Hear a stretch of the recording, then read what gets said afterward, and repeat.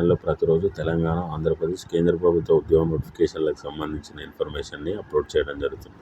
ఈ వీడియోలో 2400 పైగా పోస్టుల భర్తీ కోసం నోటిఫికేషన్ విడుదల చేశారు. ఈ నోటిఫికేషన్ అప్లై చేసుకోవడానికి వయసు 21 నుండి 30 సంవత్సరాలలోపు ఉండాలి. సెలెక్ట్ అయిన అభ్యర్థులకు 34,800 రూపాయల శాలరీ ఇస్తున్నారు. ఈ నోటిఫికేషన్కి సంబంధించిన విద్యార్థులు ఏ విధంగా అప్లై చేసుకోవాలి, అప్లై చేసుకోవడానికి చివరి తేదీ ఏంటి తెలుసుకోవడానికి కామెంట్ బాక్స్లోనూ డిస్క్రిప్షన్లోనూ నోటిఫికేషన్కి సంబంధించిన లింక్ ఇవ్వడం జరిగింది. ఆ లింక్ క్లిక్ చేసి పూర్తి వివరాలు తెలుసుకోవాలి. ఈ నోటిఫికేషన్ అప్లై చేసుకున్న అభ్యర్థులకు CBT1, CBT2 ఎగ్జామినేషన్ ద్వారా సెలెక్ట్ చేయడం జరుగుతుంది. CBT1 ఎగ్జామినేషన్ వచ్చేసి టోటల్గా 90 మినిట్స్ టైం ఇస్తారు.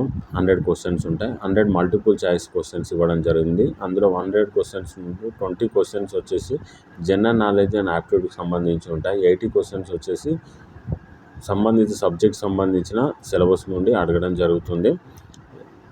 CBT1లో క్వాలిఫై అయిన అభ్యర్థులకు CBT2కి సెలెక్ట్ చేయడం జరుగుతుంది. CBT2 ఎగ్జామినేషన్ వచ్చేసి టోటల్గా 180 మినిట్స్ టైం ఇస్తారు. 160 క్వశ్చన్స్ మల్టిపుల్ చాయిస్ క్వశ్చన్స్ ఉంటాయి. 160 మార్క్స్ కేటాయించడం జరిగింది. ప్రతి తప్పు సమాధానానికి 1/3 మార్క్స్ని కట్ చేయడం జరుగుతుంది.